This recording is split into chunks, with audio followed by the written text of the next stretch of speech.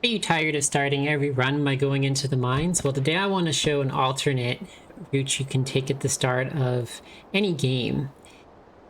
What we're going to do is we're going to grab the Evil Eye from the left side with the snowy biome, and we're going to go all the way across the desert and get the Earthstone. Combined, those are going to give us incredible digging power, as well as the Evil Eye having a bunch of bonus functions on its own, such as being able to easily clean up fluids and the ability to use it against certain enemies very effectively. Alright, so in order to get over the tree, we're going to need some additional levitation. If you get an incredibly rare lucky case, you can get a mud flask. What mud flask what allows you to do is it allows you to basically pour mud, and some of it will stick to any kind of vertical surface, and then you can perch on it. This allows you to get a little bit more levitation, and it's enough, to get over this ledge here, but it's also enough to get over the tree easily. Of course, since Mudflesk is so rare, we're actually not going to use that in this video. We're just going to show what you can do without mud using a glitch. Alright, so to get over the tree, the main consideration that we need to take into account is that the tree has some slimes that will float down and attack you if you're not careful. So I'm going to talk about how to avoid them. Alright, so you see this branch here. Once you get over this branch, they'll be high enough that it will load in the slimes, and then they'll start floating down. So what you want to do is you want to quickly move around this corner and then stick really close to the trunk of the tree. I'm going to actually do the opposite just so that you can have a better view of where the slimes are and get a better intuition for where they're at. So I'm going to do the opposite what I'm suggesting. Just wait here for a second, and now I'm going to go up not near the edge of the wall here, and then we should see those slimes in a second here. All right, so perfect. So I just hit escape so you can see them without, everything going by as fast, but these slimes, they're right here near the edge of my screen.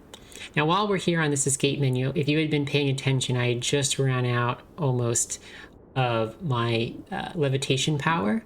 So here's the glitch. So the glitch is really simple. All I need to do is reload the game, and then it will give me back that levitation power without having to go and perch anywhere on the ground. So I could do that by hitting save and quit and then just restart the game. Or there's a faster way to do it. I go under mods and I go to this restart button. This will do the exact same thing. So I don't have any mods enabled. You don't need any mods. If you did enable mods, then it would restart with those mods active. But in this case, we're not activating any mods. So hitting this button over here, it won't interfere with any achievement, progress, or anything like that. You still will have an unmodded game. There won't be any issues with getting a mark on the save file that it has mods or anything like that. All this is doing in this case is restarting, so I wouldn't worry about that. Alright, so then I'm just going to start pressing spacebar a little bit early just to make sure I keep floating upwards. So the slimes have seen me in this case because I didn't stick as close to the wall. But you won't have this issue if you're farther away from the wall. And I'm just doing that reload glitch again. It is possible to do it with just 2 if you perch right there, but in my case I'm trying to get away from the slimes, so I'm just going to try to move a little bit quicker there on that. Alright, and I'm going to keep going here, but some of those slimes will actually try to follow, so we'll probably see them again in a minute. It won't be an issue though.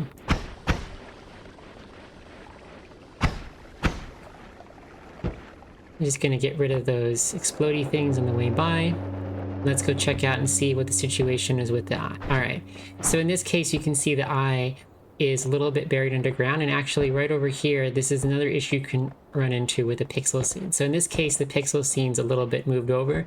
It is possible to have a pixel scene like this right above where the eye is. So if you run into that situation, usually there's a way to get around it, but there is a small chance, I guess hypothetically, that you get the wrong combination of starter items and it's a little too difficult to get in here. In our case, we have both the spark bolt and bombs. So the spark bolt you see here can dig through the soft material, and if I just plop down a bomb, that will clear out the area real quick and we can grab the eye.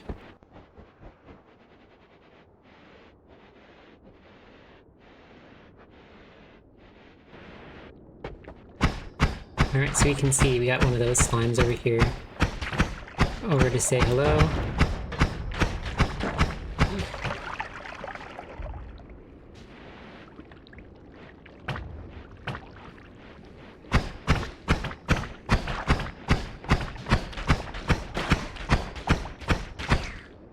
Alright, I'm just gonna do a little levitation boost here, just to deal with that. I was hoping to show this run without taking any damage, so we're just gonna have to use our imagination real quick here in this particular run, because one of the slimes ended up getting a little bit of acid on me. But normally you won't have that issue if you stick closer to the wall. I really wanted to show that the slimes are here, so I ended up doing the opposite kind of what I'm actually recommending. Alright, so we ran into 3 of the slimes there on our way back, which means that all the other slimes, they all drifted downwards, and they're now probably sitting pretty close to the ground actually. So they're going to be right at the edge of the loaded terrain, just kind of like drifting downwards. So in order to avoid them, we're going to try to stay as high as possible for as long as possible. So using our levitation energy, we're just going to try to drift on by. You could see one of them was actually high enough there for a second. We just barely got a blip of them on the screen, but I'm just gonna keep trying to stay as high as possible for as long as possible here, and you can see that we can get pretty much all the way back over to where we started in the starting area without having to touch the ground, which should allow you to completely avoid them if you stick close to the tree on the way over. Alright, so now at this point, if you wanted to, you could peek in the mines, maybe you find a cool wine. We're going to just completely avoid it altogether this time, and you could use the reload glitch again to get up here, but since I already sprayed the mud on the wall, I'm just going to take advantage of that real quick. And then we're going to go over the top here. Now, on the way up here, you could also stop and get this orb here and or redeem the tablet for gold, but we're going to skip that in this video, but I would encourage you guys to check that out as well. Those are awesome items. And we're also going to actually be skipping the next orb we're going to run into as well. The reason is health, the amount of damage you take to certain damage sources is based off of your max health. So since we'll be coming back this way anyway to go to the Holy Mountain, there's no need to pick up extra health on this way. We'll pick it up on the way back. So for instance, if you take damage from fire, that does percentage damage. So you'll take more damage from the fire if you have more max health. And that max health isn't actually really very useful to you until you are able to get some way to heal up more. So when we cross the desert, the main source of danger we're going to run into is Hisi. So there's various Hisi that can spawn in the desert. Sometimes you'll run into none. Sometimes you'll run into quite a few. So when you run into tunnels like this, there's typically enemies that will spawn inside it. This one's just so ever slightly inside this biome, so probably nothing too scary down there. But you can find other little cave entrances and stuff coming out of the sand, and so even if you cross the desert the first time, you might run into something on the way back because it came up out of one of those things. The other thing is there's sometimes these floating little planet islands that will float in the sky above the sand, and those can also spawn enemies, and sometimes they'll float downwards. And so also another reason why you might see something later that you didn't notice on the first way through. For the video's sake, I'm hoping we run into a Hisi chief or something. There we go. So we got a few Hisi here spawned in, and they're gonna try to shoot at me. So we're gonna try to stay as far away from them as possible.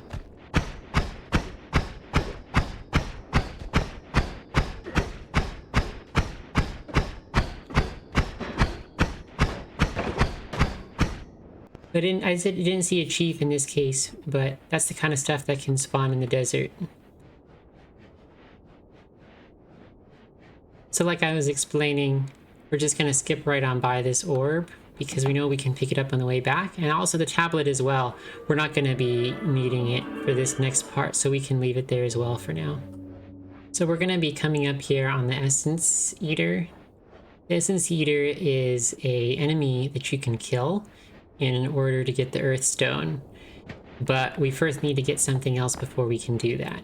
So in this case, the Essence Eater isn't very buried, so we can come in here and we can clear out the sand, but sometimes it's almost completely blocked with sand, so you'll want to come in here and clean up this area just to make sure that you have easy access to it.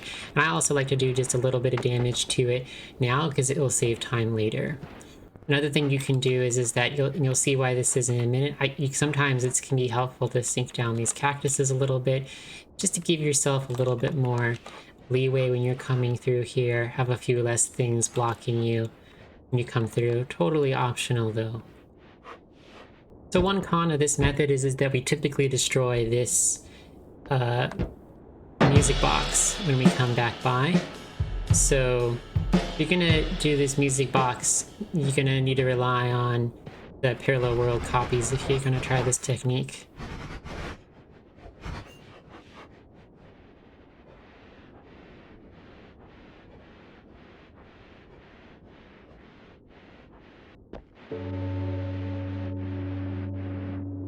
Alright, so we've entered this diamond here. So this structure here, this top part is hard, but this little piece right here, this is a softer material here. So it's a little too hard to dig through with some tools, but it turns out that if you use the Evil Eye allows you to dig through it there. So you can see how I'm making a little bit of progress on digging through the material with the eye. It's a little bit slow, but it doesn't take that long to dig through here. Just gotta have a little patience digging out the material, and it's no problem.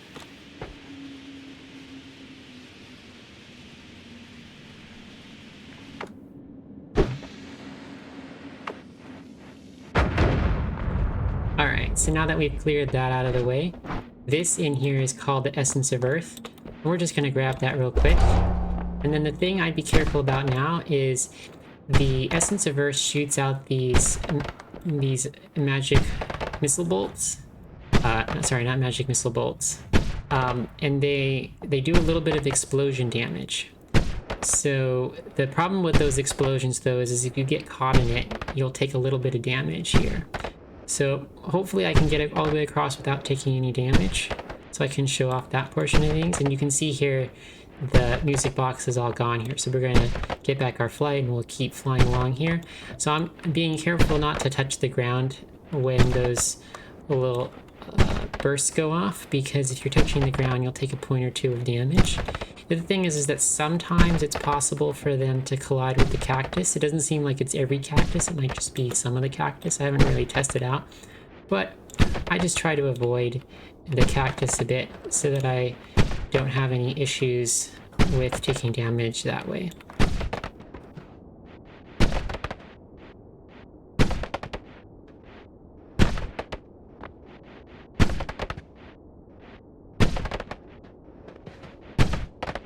Then when you get back over here, you need to kill the Essence Eater, and the fastest way to do that I found is just using Fulmicilla, and then I'll pick up the item that just flew in the air there. And now you have it. You have the Earthstone. So I'll try to give you a quick idea of what these can be used. So first of all, the Evil Eye cuts through soft materials really easily, cleans up materials, and also it's really good against the little slimes, so all the little tiny enemies that move around quickly. Anything very close range, this is really great as a weapon.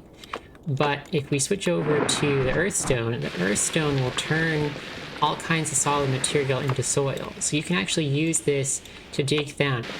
And even materials that might be too hard to dig through normally, very easily can be dug through with the Earthstone. And if I'm looking at the recording correctly, this whole video so far has just taken around, 15-16 minutes, even with me explaining as I go how this stuff works, and with dealing with the slimes. So it doesn't take you that long to get these at the start of a run, and they can be really great because at this point basically you can dig into any kind of material. You can dig through the hardest materials in the game very easily by just trivially turning them into earth. So the way I have these set up is I just have the ability to just hotkey quickly to either the Evil Eye or to the Earthstone, and so with that combination you can just dig a little bit down, turn everything to earth. Dig a little bit down, turn everything into earth. Or however you want to dig with it. Now, I will notice a few other things about this, which is that if you kick, even if you're not holding the earth stone, you can see that it will cause a little mini earthquake around you, and as stuff falls, it can damage you. So if you kick while you're underground and there's stuff above you, this can be a dangerous situation to be in. So there's a bunch of different ways that the earth stone triggers an earthquake.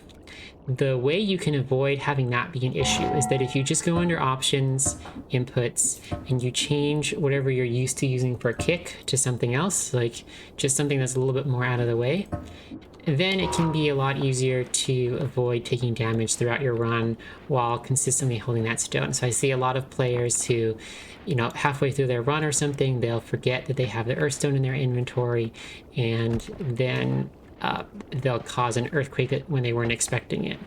So it's just an easy way to prevent that kind of source of damage, which can make these tools a lot safer to use. Now, another thing to remember is if, you know, this could be good for something like a no damage run, because you could very consistently get through this area without taking damage potentially. You know, maybe you get a little bit unlucky and you run into a few more Hisi than you bargained for. But with some good dodging skills, I think you could pretty consistently do this entire flow without taking any damage. I know that at least about half the time when I'm doing this kind of flow, I don't take any damage. This doesn't happen to be one of those times, unfortunately, for the video. But it's a pretty consistent way to get some additional items, which might allow you to dig, heck, all the way down to Colmy if you wanted to. So I think it's a pretty viable method if you're doing a no damage run, or maybe even like a no wands run or something. Both of those are possible with this approach. In terms of a no killing, like a pacifist run, it's going to be a little bit of an issue because the Essence Eater itself counts as an enemy. So if you kill the Essence Eater, that will count as a kill. Maybe somebody can come up with a clever solution to that problem. I'd love to see it. Just one more thing is, if you're trying to avoid taking damage, one of the things you'll notice is that with the evil eye, so like I have it, notice the angle it's on right here. I'm going to switch away from it, and then I'm going to turn around, and then as I press to do the evil eye, you can see how it does like a little swivel animation right there. So I'll do that again. You see the little swivel animation.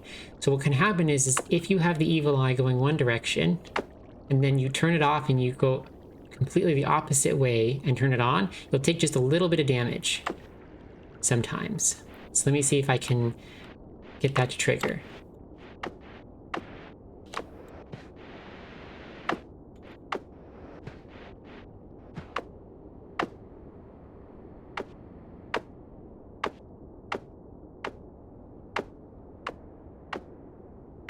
There we go. Yeah, so every once in a while with that swivel animation can just take a little bit of damage, just because the swivel animation will actually swivel through you as a result. Otherwise, this is a plasma beam that just won't ever intersect with you. So just one thing to notice is like you might want to have like a default configuration for where you point the evil eye. If you're on a run where taking even just a little tiny bit of damage is something you're sensitive to, that can be an issue. Otherwise, I wouldn't worry about it too much, because it's a very small amount of damage and it's not very likely to happen, so I wouldn't worry about it too much for normal runs. Well, that's where I want to end this video. I want to show a bunch of cool things you can do once you have these two in a follow-up video. So you could do things like going to the gold biome, going down into the overgrown caverns that some people dub Wand Mart to get tons of like crazy wands early game, and do other things like get the notes from the trees so we can open portals and stuff. All kinds of crazy things start from here. This is something that I initially discounted as an idea when I first started playing, but boy, it doesn't take as long as you would think to get all these items, and it can really open a lot of possibilities for runs that you otherwise wouldn't have.